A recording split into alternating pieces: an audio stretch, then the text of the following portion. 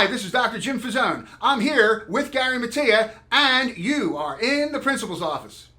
Hi, I'm Dr. Jim Fazone, principal of the SciPec Center. I'm here with Gary Mattia. He's principal of the Assapink Center. And as usual, our producer and director, Nick Sikowski, is along with us.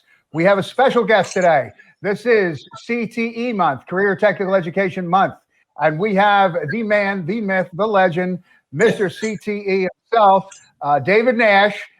You have just been Nashed, is what you're going to say at the end of this show. Mr. Nash, tell us about CTE. Well, first of all, welcome, gentlemen.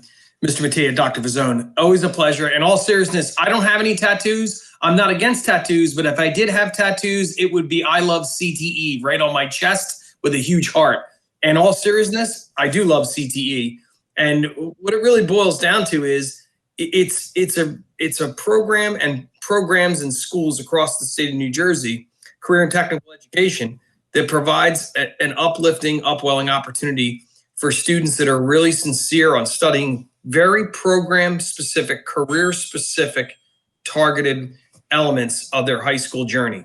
And when we talk about CTE, sometimes people will say VOTEC. I cringe when I hear that term because it instantly stigmatizes the conversation into thinking it's jean jackets, mullets, and Marlboro Reds. And that's not really what it is at all. And in fact, we still have our core programs that people are really, truly familiar with, but we've seen our industry and our district in itself, as well as statewide, just a redefining of the programs that are offered, the content that's offered, and the ability for people to climb aboard this and get on this vehicle to enjoy this journey as they tread through their high school years. So hopefully I've encapsulated that well, and I'm ready to plug in and help and support anyone else that wants to know more about this fun, exciting vehicle for high schoolers. Dave, if I can ask you a question, I know a lot of the interaction that you and I have is you finding jobs for our 12th grade students, and I'm always impressed with the connections that you have to so many businesses, and I'm always impressed at the smile on their faces when these kids come back and say, hey, Mr. Nash got me a job. Can you talk a little bit about that? Well, I'm glad that you brought that up, genuinely, because my role for the district is, and if anyone ever receives an email from me, you'll see it. It says District Co-op Coordinator, and that's what I do. I work for Mercer County Technical Schools on a high school level, creating career-based internship opportunities for our academies and share time programs. That's the Department of Ed answer, and that's very much a real answer to what I do. Truth be told, I answer every phone call, every email, try to meet every student in every program and get to know them and let them know on the student level, I'm their handler, I'm their agent, I'm their Jerry Maguire. I'm in their corner to help them. But in order for me to help them, I need them to rise up and understand the elements of executing. And that's why we all go to work. We go to work to execute. And that's 5 key components that we weave into our subject matter at Mercer County Technical Schools. All instructors, teachers, people delivering subject matter to the students during the course of the day are teaching kids how to execute. And those 5 elements of executing, which is produce revenue or products, goods and services, make customers, coworkers, and fellow company workers happy, be teachable, care about what you're doing, and care about the greater good.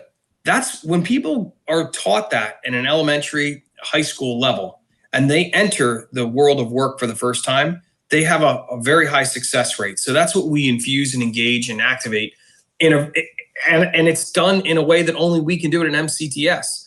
And when we talk about landing the plane, in my mind, I visualize students as planes on an aircraft carrier, and they're lifting off and they fly to the destination, which is this internship. That's the connection that you're referencing. And to truth be told, we just become a vehicle for local businesses, companies, corporations, bureaucracies, small mom and pop to massive corporation, as an HR department that serves them if their brick and mortar location is within Mercer County and sometimes outside of Mercer County. But that's really what it's all about. I serve the students and I serve the businesses, and it's really understanding that people matter and relationships matter And I'm inherently wired up and created to deliver that to the people that I work with and for. Thanks, David. Mr. Nash, that's super. Mr. Nash, maybe you can comment on something I noticed as a principal. We took a trip, I guess a year and a half ago, to the National Hot Rod Association student program over out in Reading, and we got a chance to see some of the drivers and some of the mechanics and all the people involved in the National Hot Rod Association. So we, all the students went in, and Leah Pritchett, the ever popular driver, for the NHRA, was there, and she spoke. But then a mechanic came out, and he was talking about the fact that he went to a career tech program, graduated with no student loan, and he said he can make $100,000 plus anywhere he wants across the United States by just showing up, applying, and putting his skill level to work that he learned at the CET. Can you comment on that, what he said? Well, yes, I can. So for those of you listening to this podcast that aren't aware, my initial background was automotive. And when I came to Mercer County Technical Schools in the late 80s, I attended the automotive technology program, and I worked private sector for 12 years prior to returning to the classroom. So I can definitely interject on what that technician it knows to be a reality. And the reality is if you're gifted in a way that aligns with a program that we offer, and you get connected into that industry and you immerse yourself into that industry, you become a very valuable commodity. It means who you are in the career world by the time you're 21 to 24 years old, somewhere within that time frame, you have a very equitable, well-paying position with a good benefit package. And you have to work to get that. As we know that, I know you know that, Dr. Fazzone. I know you know that, Mr. Mattia. So if a student tries out a career program and engages in an internship, which is the target goal of every student that comes to Mercer County Technical Schools their senior year, is by the end of the senior year, to be working, not working a 40-hour week as if that's the end of the story. That's just the beginning of the story, because that unlocks those thousands of corridors that provide upwelling and career opportunity that no school can teach.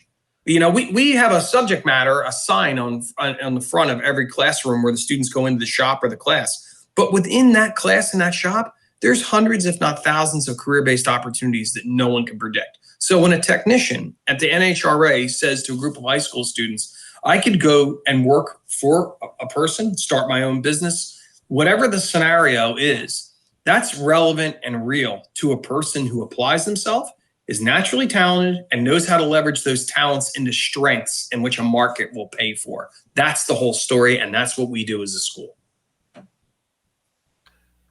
Dave, do you have a success story that kind of stands out in your mind, of course, without naming the particular person, but a success story of someone who went from our program and, you know?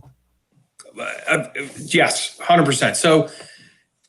So in my mind, I have like a Rolodex for those people that are middle-aged. You know what that is. If you're under age 35, 40, a Rolodex was a item that people had on their desk that created contacts, like your contacts roster for your email to make it, except in physical form.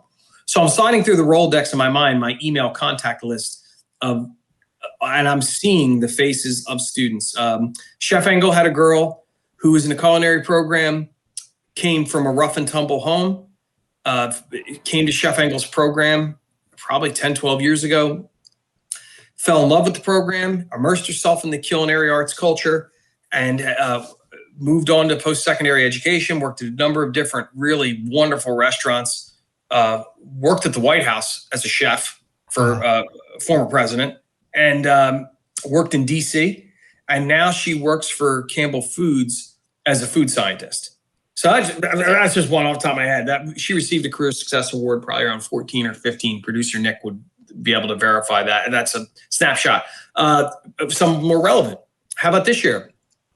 Had a student in carpentry last year, worked for a really wonderful contractor up in Pennington, had a great relationship with the contractor. All's going well. The student is working half days, gutting bathrooms, remodeling homes, doing additions, the stuff that makes your heart beat fast when you're a carpentry student or a general construction student. And all of a sudden, in my inbox, I received a HR email from Institute for Advanced Studies, which is a think tank on Princeton University, unrelated to the university, but housed on university's grounds. And they were looking for a carpenter apprentice that they would bring aboard. And after 5 to 7 years, there'd be a journeyman carpenter in their establishment and probably move to a supervisory position if the individual had the talent, aptitude, and ability to integrate to their system. And within 10 years, that was the target goal of what they were replacing their workforce to this 55 and 60 years old that's retiring.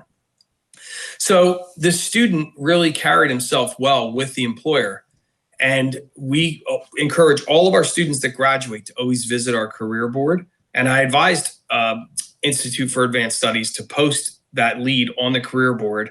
And at the same time, I thought that the student would integrate very well based on, not my opinion of the person, based on how he integrated in a career environment working for a high-end contractor. See, the student defined the opportunity. It's not me. And I know everybody on this call listening, both principals, producer Nick, and anyone listening, I just want to be very genuine and speak from the heart. I don't hand kids anything.